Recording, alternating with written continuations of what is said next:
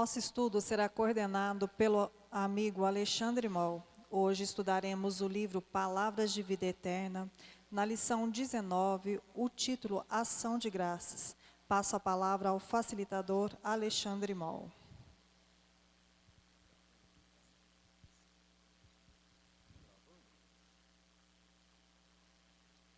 Boa noite. Segunda-feira de carnaval, né? Segunda brava, né? Nós estamos aí. Sejam bem-vindos. Nós estamos estudando o livro Palavras de Vida Eterna e na sequência do livro estamos na lição de número 19, intitulado Ação de Graças. Como vocês sabem, este livro é de autoria do Espírito de Emmanuel, psicografado por Francisco Cândido Xavier. E o Emmanuel, ele, como sempre, ele escolhe uma passagem evangélica, tem lá seus critérios, que eu não sei exatamente quais são, mas ele escolhe umas passagens evangélicas e, a partir dessa escolha, ele traz à luz do Espiritismo essas passagens, dando a elas um caráter de interpretação, né?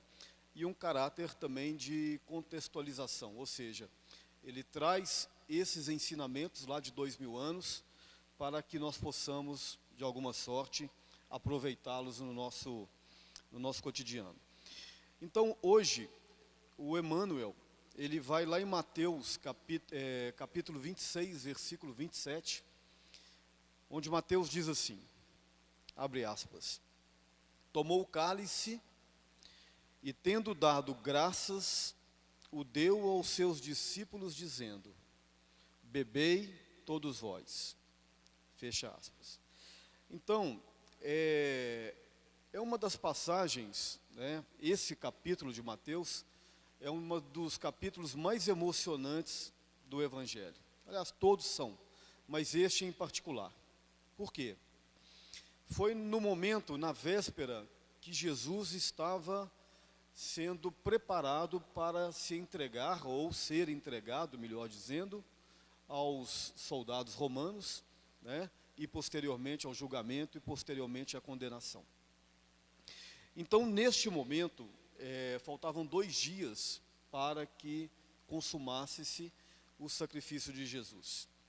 E ele, naturalmente, né, sabendo de tudo que se desenhava, ele se via emocionado, né, preparando o seu espírito, apesar que ele já estava preparado, mas naturalmente Jesus, ele se emocionou muito. Apesar de ser um espírito de uma grandeza espiritual infinita, dentro da nossa percepção, né, um espírito do nível crístico, é importante dizermos que Jesus, ele habitava temporariamente um corpo material muito parecido com o nosso, né?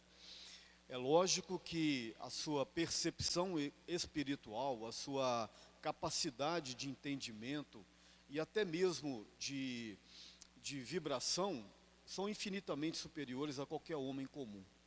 No entanto, há de se ressaltar que ele, ao se fazer homem como nós, quer dizer, a se propor encarnar como homens, ele ficou, de certa forma, refém dessa estrutura física que nós temos. E ele foi passível das mesmas dores que nós sofremos, né? Então, neste momento que antecedia seu sacrifício, era a Páscoa em Jerusalém. A Páscoa, ela quer dizer passagem em judaico, né, em aramaico. Nós temos 2 Páscoas. Nós temos a Páscoa judaica e temos a Páscoa cristã, né? Elas são diferentes em alguns aspectos, mas no aspecto, digamos, espiritual, tem o mesmo sentido, né? Quando Jesus convida os seus discípulos para comemorar a ação de graças, tem aqui no capítulo, no versículo anterior, uma coisa interessante, que Jesus diz assim ao Pedro: Pedro, vá até Jerusalém, procurem o homem tal, que ele não cita o nome, e diga a ele que essa noite estarei na tua casa, para comemorar a Páscoa. E foi o que aconteceu. Jesus vai com seus discípulos até Jerusalém, e ali aquele homem cede-lhe a tua casa, e ele reúne-se com seus discípulos para comemorar a Páscoa. A Páscoa judaica, ela aconteceu há mais ou menos 3.500 anos atrás. 1.500 anos do advento do Cristo. Conta-se que os hebreus, né, eles se espalharam pelo mundo na chamada diáspora, e parte deles encaminhou-se para o Egito. Chegando ao Egito, eles foram feitos como escravos, né, porque o Egito tinha sua cultura, tinha todas as suas crenças. E aí chega aquela multidão de hebreus, né, ou eles seriam repelidos, ou eles seriam aceitos. E assim o foram, mas foram aceitos como escravos. Então eles eram escravos dos egípcios. E assim ficaram durante muitos anos, até que nesse cenário surge Moisés, aquela historinha toda que nós sabemos, né? Moisés, então, ele era, até onde nós entendemos, um profeta e um grande médium. E Moisés, ele consegue, usando alguns artifícios mediúnicos e uma capacidade intelectual que ele tinha, ele consegue agregar em torno de si o povo hebreu, né, convencê-los de voltar à terra prometida, que era Jerusalém, que era Israel.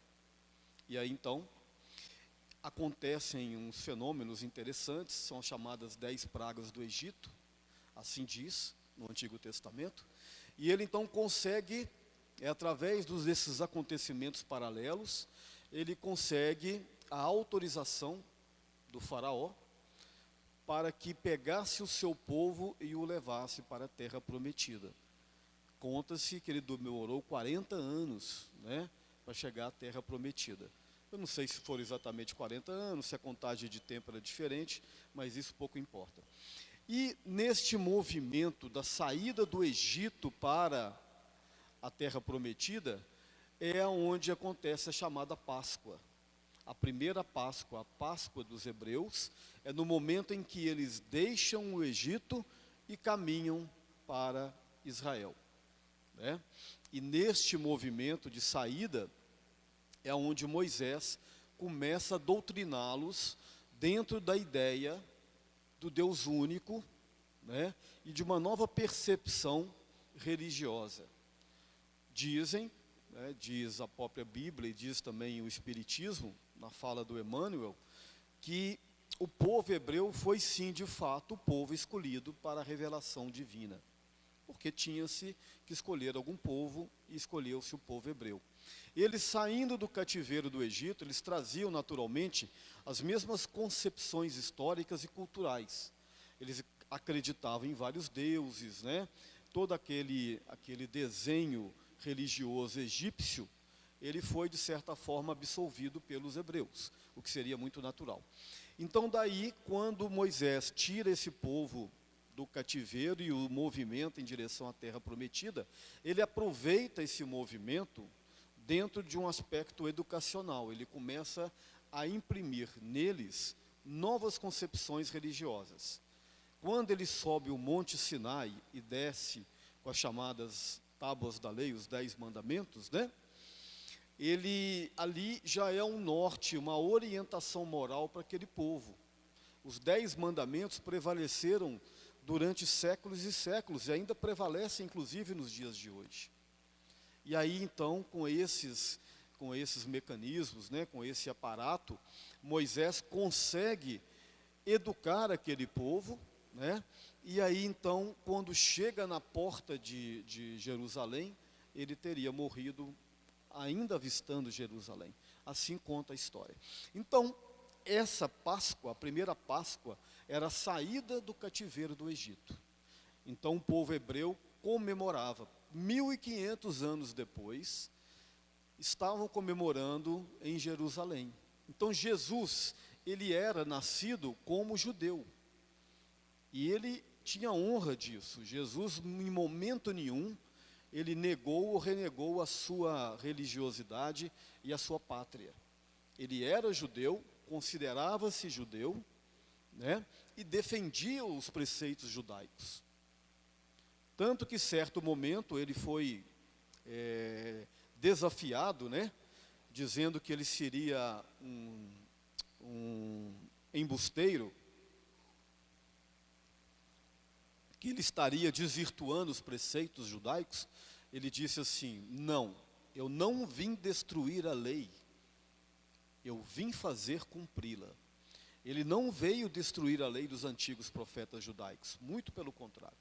Ele veio reviver as leis. Porque, com o passar do tempo, o judaísmo, assim como aconteceu também com o cristianismo, o judaísmo ele foi se afastando dos seus princípios, da sua essência. Questões humanas, questões de poder, questões políticas, questões sociais, questões de hierarquia, né? E ela foi se tornando uma religião muito formalista, muito dogmática, como também se tornou o cristianismo. Porque os homens passaram a dar o caráter mais humano do que espiritual aos conceitos judaicos. Então Jesus surge nesse cenário, e ele naturalmente ele respeitava todos as festas, os rituais judaicos. Em momento nenhum Jesus blasfemou da lei judaica ou da religião judaica, muito pelo contrário. Em certo momento ele foi visto, em certo momento, pregando dentro das sinagogas.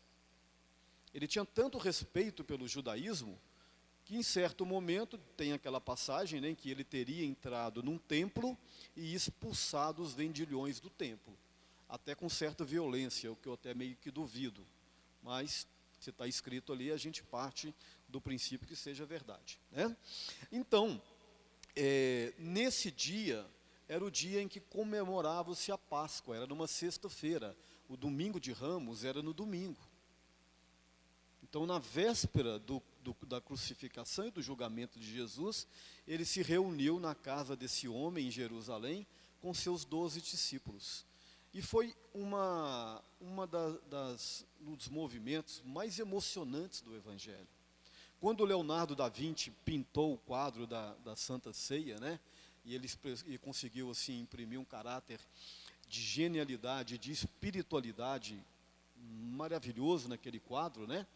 Ali, se você observar ali a riqueza espiritual daquele momento, que algumas pessoas hoje, infelizmente, deturpam, né, e blasfemam sobre essas questões, mas, enfim, naquele momento Jesus comemorava a Páscoa de uma forma muito emotiva, porque ele sabia que eram os seus últimos movimentos do planeta. E aí, então, dentre outras coisas que ele disse, no versículo 27, ele disse: tomou o cálice e, tendo dado graças, o deu aos seus discípulos, dizendo: bebei todos vós. Aqui, nesse acontecimento, Jesus pega o pão, que era característica da comemoração da Páscoa, né?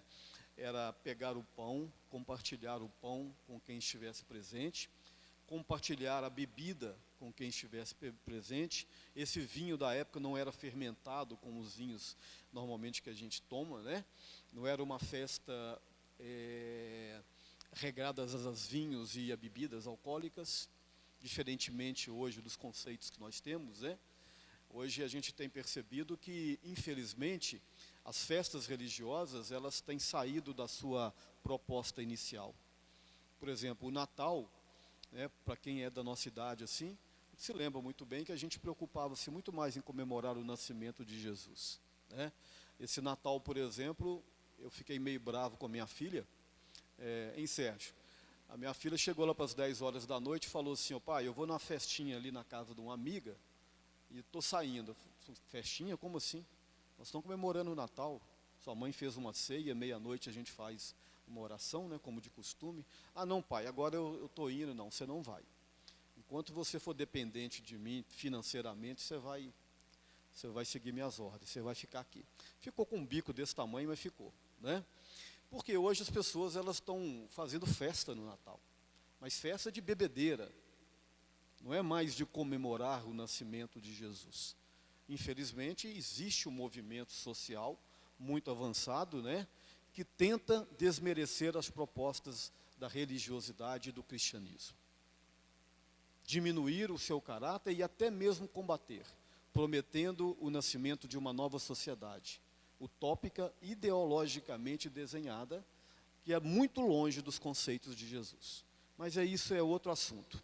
Pois bem, e aí, naquele momento, foi um momento mágico, foi um momento de muita espiritualidade, né, em que Jesus, aproveitando a festa judaica, ele começa ali o movimento da Páscoa cristã. A Páscoa cristã, então, ela acontece nos mesmos dias da Páscoa judaica, né? Só que nós comemoramos o que na Páscoa cristã? Comemoramos a morte e a ressurreição de Jesus. Mas o conceito, né, a mensagem da Páscoa, tanto no judaísmo quanto no cristianismo, é a mesma. Se os judeus comemoravam a Páscoa como a passagem, como a libertação do povo hebreu para a terra prometida, aqui também Jesus comemora como a libertação do seu espírito. Então nós comemoramos a Páscoa cristã, este momento em que Jesus, ele entrega, né, o seu corpo e o seu sangue para o sacrifício em benefício de nós. Então, a mensagem é uma mensagem espiritual. Tomai o cálice, tendo dado graças, o deu aos seus discípulos, bebei todos vós. O que é beber todos vós?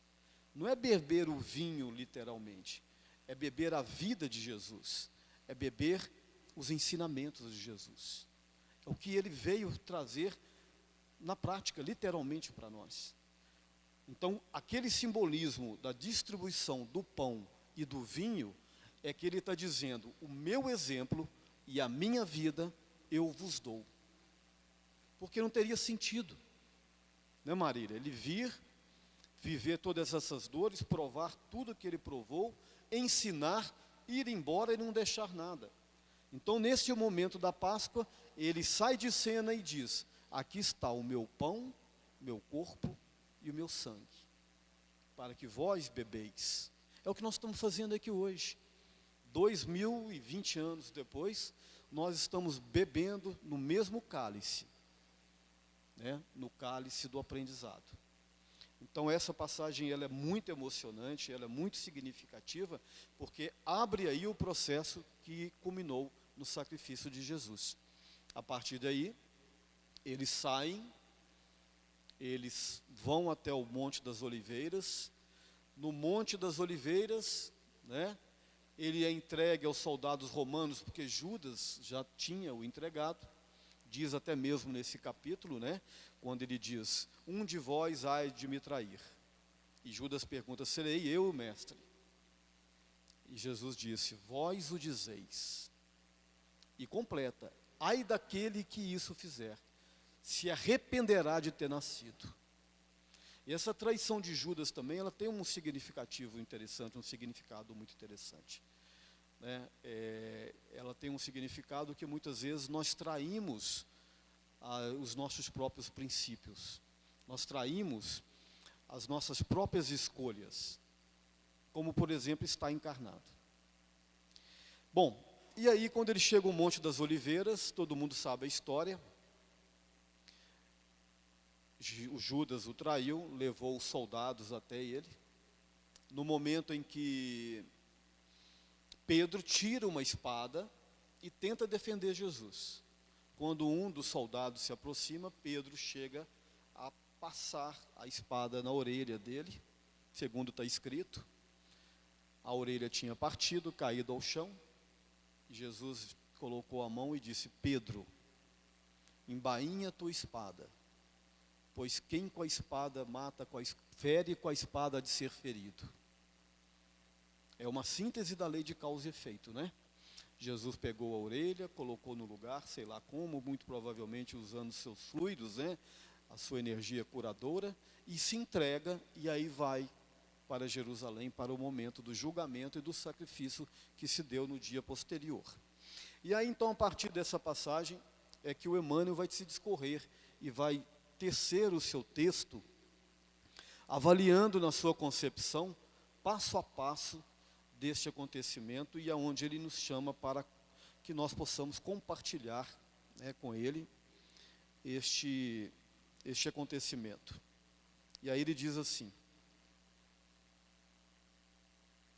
no mundo, as festividades registram invariavelmente os triunfos passageiros da experiência física. Eu acabei de falar para vocês da festa do Natal lá em casa, né?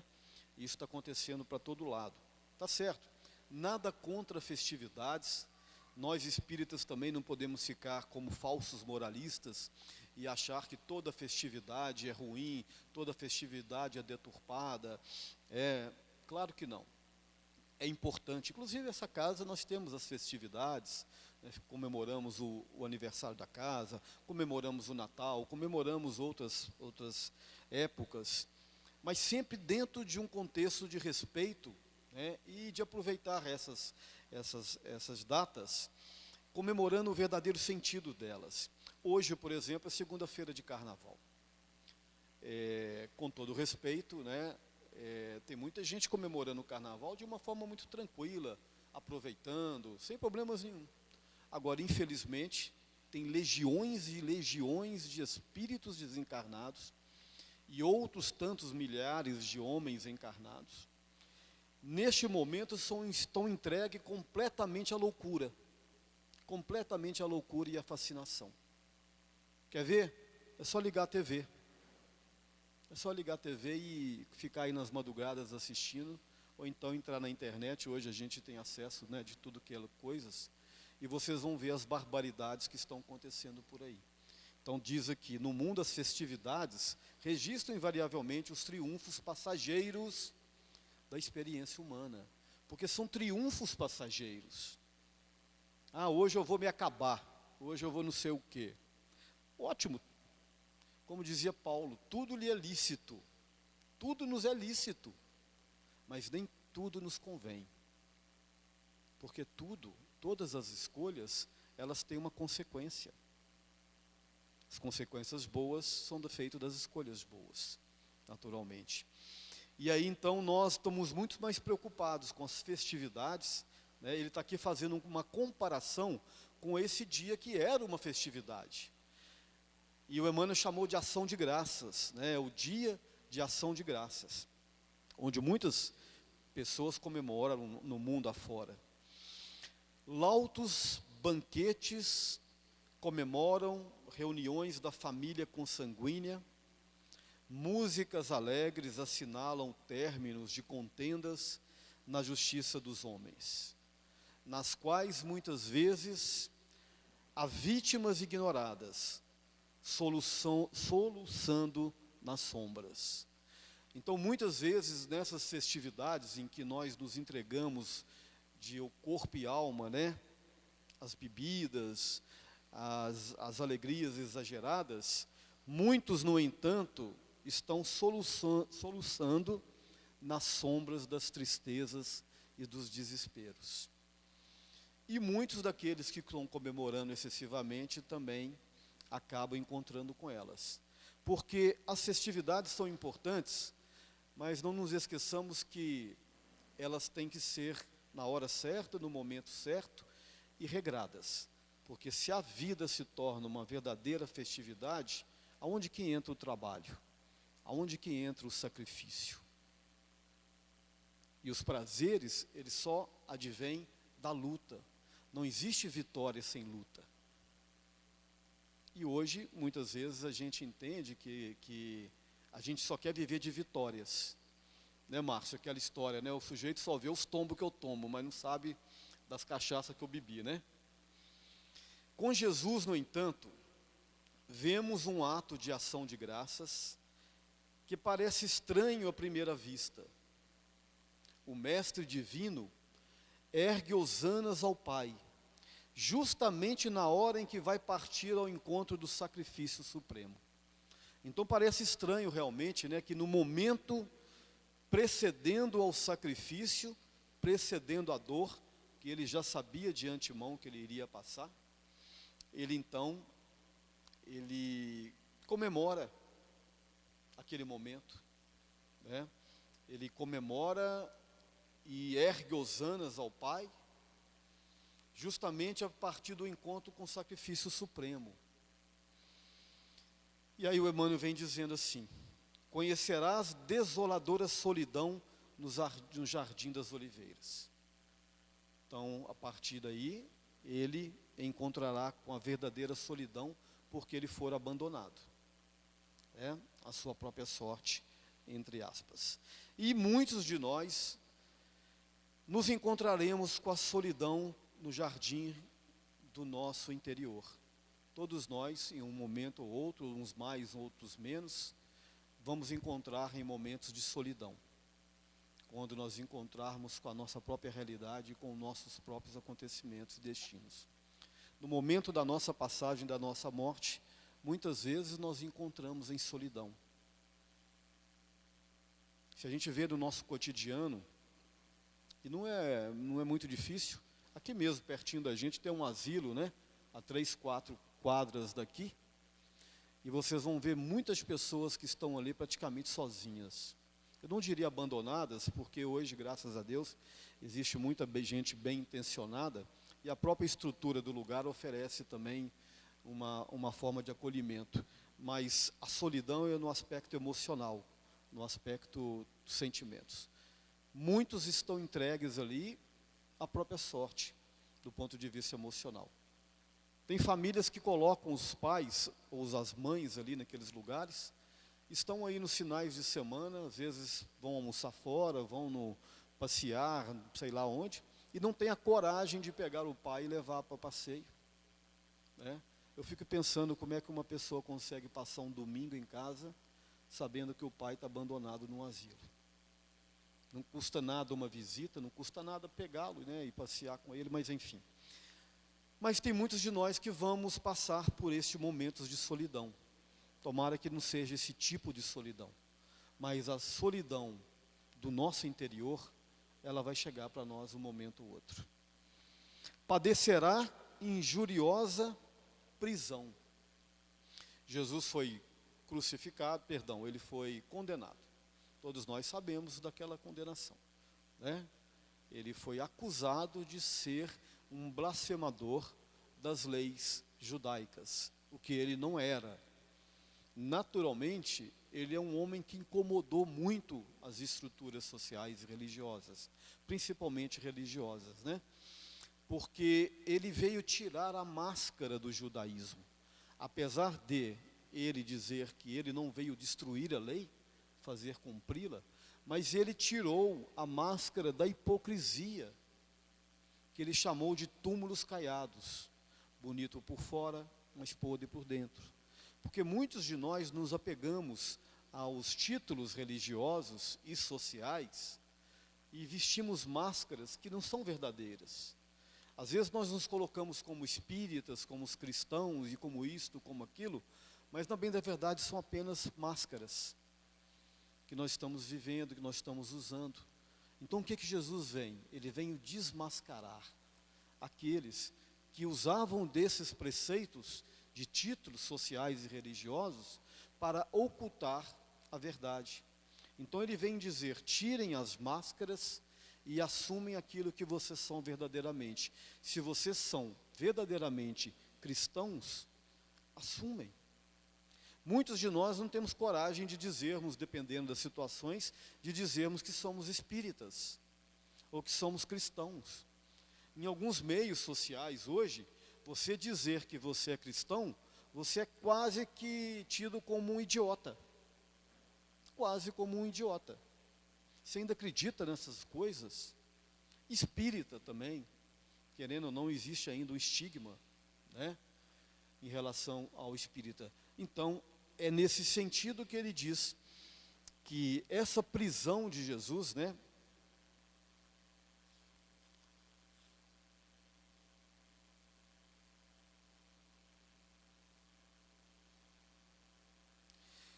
tirar essas máscaras, né? Então padecerá injuriosa prisão.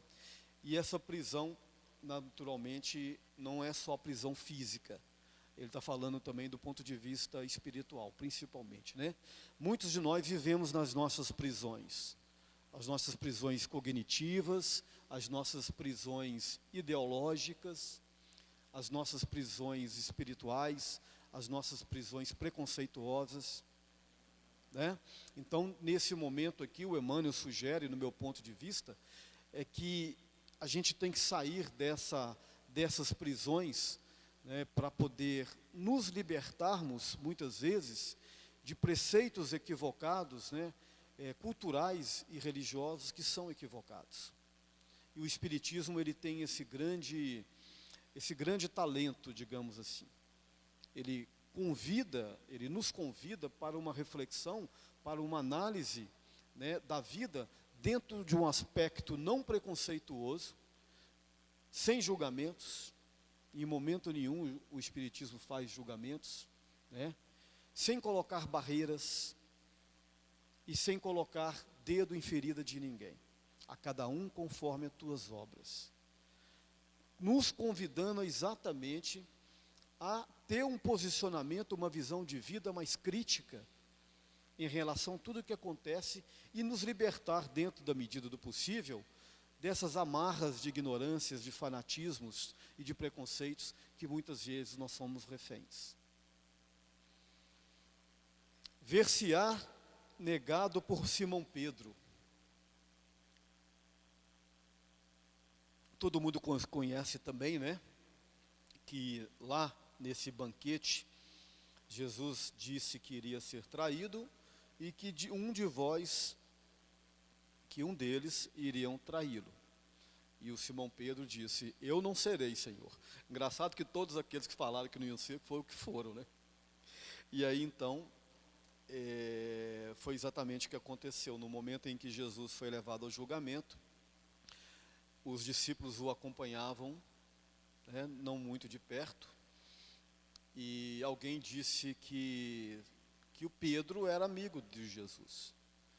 E ele disse: não, eu não conheço. Em outro momento, a mesma coisa, aconteceu 3 vezes. E ele o negou 3 vezes. E ele era discípulo, hein?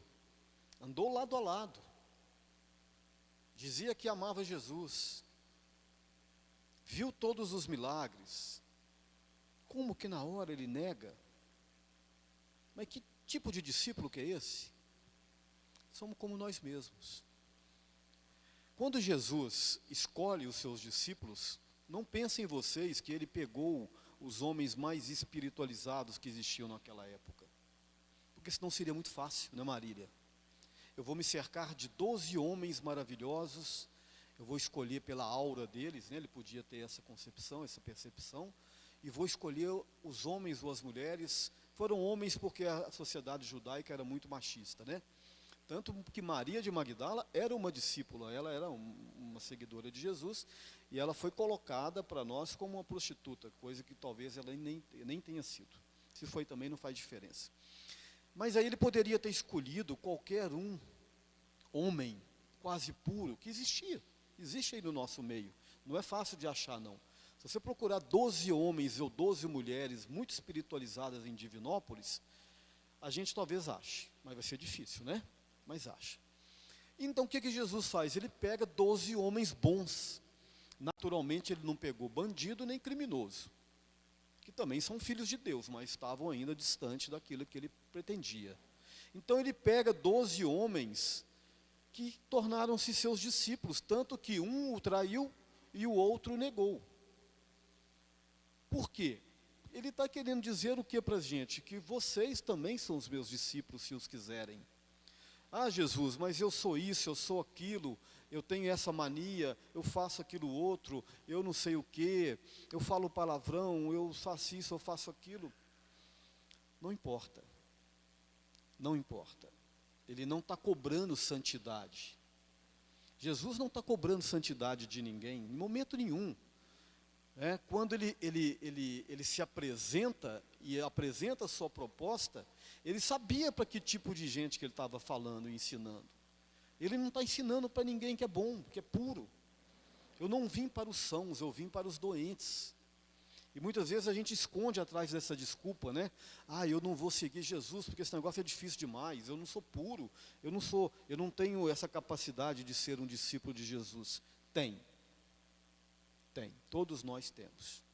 Basta querer pelo menos um pouco.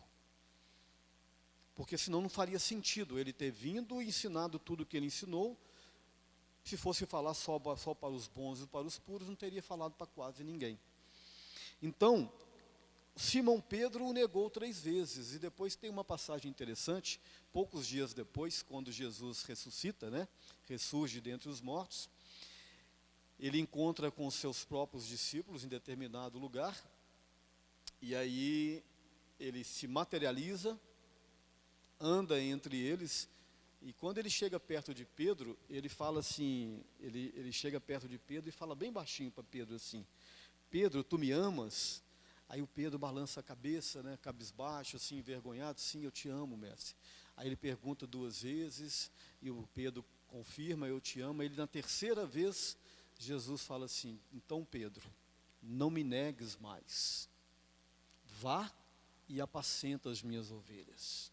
E foi o que Pedro fez.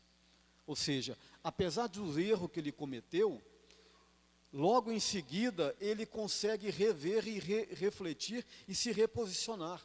Ele vai para uma vida de sacrifícios e apacenta as ovelhas de Jesus, apesar de todas as suas imperfeições. Quer dizer, isso vale para nós. Todos nós aqui temos um passado de sombra, que não seja nessa encarnação, que sejam em outras, né? Mas se nós ficarmos presos nesse passado, naturalmente a gente não vai caminhar. Então ele diz, né, deixa para trás o teu passado e comece a caminhar a partir de agora. Quem não tem pecado, que atire a primeira pedra. Então aí, é muito significativa essa questão do Pedro, né, exatamente para simbolizar para a gente, desmistificar essa ideia de santidade dos homens. É lógico que nós buscamos a santidade, mas ela ainda está muito distante. Se os discípulos não eram santos, nós também não somos. Isso não é defeito, mas é uma tentativa, um esclarecimento, no sentido de que nós temos que nos reavaliar e nos reposicionar. Não é também, né, dizer, eu sou ruim mesmo, eu não dou conta de mudar e vamos tocando. Aí nós vamos estacionar. Experimentará o escárnio público. Jesus experimentou o escárnio público, como muitas vezes nós também experimentamos. Muitos experimentam, né? As prostitutas experimentam, os viciados em drogas experimentam. E não se esqueçam que em alguns momentos nós tivemos nessas experiências. E talvez ainda possamos ter, não sabemos. Será preterido por Barrabás, o delinquente infeliz. Aqui Emmanuel caracteriza Barrabás como um delinquente infeliz, porque de fato o são, né? Apesar que nós não devemos cultuar a ideia do vitimismo e nem do coitadismo, mas todo delinquente é infeliz, porque naturalmente há de se desenhar um futuro de muitos sacrifícios, de muitos resgates, para todos nós. Quando ele foi preterido por Barrabás, vocês devem se lembrar que era da lei judaica, né? Toda Páscoa eles eram colocados em julgamento e era dado o direito de escolher que um fosse livre, porque era Páscoa. E aí foram colocados Jesus e Barrabás, que era o delinquente infeliz, e vocês se lembram que a grande maioria das pessoas preferiu Barrabás, não foi isso? Também é uma outra reflexão que a gente faz sobre a natureza humana ainda, principalmente há 2000 anos atrás. Hoje não está muito diferente, não. Nós, na maioria, ainda estamos em processo de desequilíbrio ainda. Segundo Emmanuel, em outra fala dele, 2/3, né, para cada 3 pessoas, 2 de nós ainda estamos em processos profundos de desequilíbrios espirituais. Então, quando a turma escolhe Barrabás, foi apenas uma questão de sintonia, de similitudes mesmo, né? Eles se viram em Barrabás. Então, liberta Barrabás, condena o bom. Sofrerás injustificável condenação. Naturalmente, a condenação de Jesus, ela foi injustificável do ponto de vista que nós estamos enxergando, mas justificável do ponto de vista histórico, porque ele sabia também que ele ia ser condenado. Estava dentro de um processo, dentro do roteiro. Não existem injustiças, existem talvez injustiçados, mas não existem injustiças, porque se elas existissem, Deus também não existiria. Sofrerá fel sob a coroa de espinhos. Essa coroa de espinhos também, esse fel, também tem uma simbologia interessante para a gente trazer para os nossos dias, para as nossas vidas. Muitos de nós vivemos de sabores, ou viveremos, ou já vivemos de sabores. Esse mundo onde nós estamos encarnados, é um mundo onde, infelizmente, existe um equilíbrio de forças entre o bem e o mal, ainda com uma supremacia do mal, infelizmente. Exatamente por isso que eu falei para vocês. 2/3 ainda estão em desequilíbrio, então naturalmente o mal, que é a ausência do bem, ainda prevalece em certa medida. Segundo Allan Kardec, nós estamos fazendo uma transição de um mundo de provas e expiação, que é um mundo de supremacia da maldade, para um mundo de regeneração, que já é um mundo de supremacia do bem. Mas essa mudança que nós estamos vivendo é uma mudança traumática. Por quê? Você vem quebrar paradigmas históricos, de comportamentos históricos, né? De egoísmo, do olho, por dente. Eu penso primeiro em mim para depois pensar no outro. Maledicência, egoísmo, invejas, maldades, crimes. Infelizmente, este roteiro faz parte do nosso cotidiano, porque nós estamos ainda nesses mundos de prova e expiação, porque somos espíritos compatíveis com eles. Nós temos bons entre nós, poucos. Nós temos maus entre nós, também não são muitos, mas a grande maioria ainda está nessa faixa de desequilíbrio. Ora em sombras, ora em luzes. Aqueles que conseguem ficar mais em luzes são aqueles que se esforçam. Por exemplo, vocês estão aqui hoje numa segunda-feira de carnaval e têm a minha admiração por isso. Quer dizer, estão se esforçando em certa medida. E acredito que em outros acontecimentos também. Porque esse esforço de buscar a luz, é ele que vai nos tirar das sombras. Ou seja, a luz não vai chegar por pura graça, ela vai chegar pelo esforço de cada um. É nós que temos que buscar. Se nós então estamos dentro do buraco e nos comprazermos de estar dentro das furnas, vamos ficar lá na escuridão. Agora, o momento em que essas sombras e essas furnas te trazem dor e desespero é o momento em que você começa a cavar para sair lá de dentro. É o que nós estamos tentando fazer. Aí nós encontramos as luzes. Recolherás o abandono e os insultos, e receberás a morte na cruz entre 2 malfeitores. Nós também conhecemos a história, né? Essa história de 2 malfeitores na cruz também tem um simbolismo interessante. Nada que aconteceu, gente, nada, absolutamente nada que aconteceu naqueles movimentos de sacrifício de Jesus, eles foram aleatórios. Nada. As encarnações, os espíritos que estavam presentes, os acontecimentos que aconteceram paralelamente ao sacrifício de Jesus, teve todo um acompanhamento espiritual muito interessante, muito forte. Quem lê os livros do Emmanuel, o livro chamado Há 2000 anos, e depois o livro que chama-se 50 anos depois, que é a sequência do livro, né, da história, que trata da história dele mesmo, do próprio Emmanuel, né?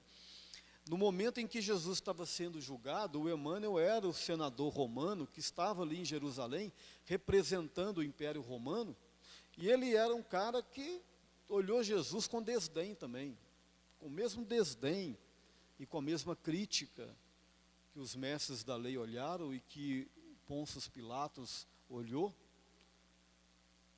O Emmanuel também, que era o Públio Lentúlios, né? A esposa dele, a Lívia, ela seduziu-se pelo amor de Jesus. E ela estava se encontrando nas palestras de Jesus. E aí o Emmanuel, naquele acontecimento todo ali, acontecia dentro da casa de Emmanuel uma tragédia. Porque ele viu a Lívia saindo para esses encontros, né? Ela entrou em desespero quando Jesus foi para o sacrifício, e ele achou que ela estava o traindo. E aí desenrola-se todo um acontecimento que seguiu aí ao longo dos séculos. Então, naqueles movimentos ali, aquele movimento do sacrifício, aquele movimento do julgamento, tudo tem um simbolismo muito forte. Eu estava lendo esse capítulo aqui, são 31 versículos, pequeno, um capítulo de uma página.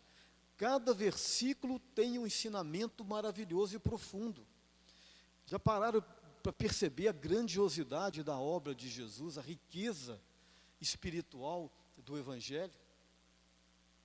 Emmanuel hoje trabalha apenas um pequeno versículo do capítulo de Mateus, capítulo 26, versículo 27. Tomou o cálice, tendo dado graças, o deu aos seus discípulos, dizendo: bebei todos vós. Então, naquele instante do sacrifício, quando Jesus sobe e é colocado no meio de dois malfeitores, também tem um simbolismo interessante. Que no momento da morte, quando nós nos apresentamos à morte, no nosso sacrifício, nós somos todos iguais. Sejamos ricos, pobres, sejamos reis, sejamos miseráveis, sejamos negros, brancos, sejamos de que for, quando nos apresentamos ao fenômeno do desencarne e da morte, somos todos iguais. Então, no momento em que Jesus é levado na cruz, ele é colocado no meio de dois miseráveis, dois bandidos, refletindo e analisando que diante da morte física não existe diferença, mas diante da morte espiritual está a grande diferença. Porque Jesus foi naturalmente, imediatamente levado às regiões celestes. E os criminosos que foram acalentados por ele, naturalmente foram as regiões de sombras, mas que naturalmente também foram assistidos. Apesar de tudo isso, né, de todos esses acontecimentos, Emmanuel diz assim: entretanto, Jesus agradece ao Pai, é que na lógica dele, acima de tudo, brilham os valores eternos do Espírito. Essa é a grande diferença. Jesus sentiu as dores físicas, naturalmente que sim. Ele poderia não senti-las, acredito.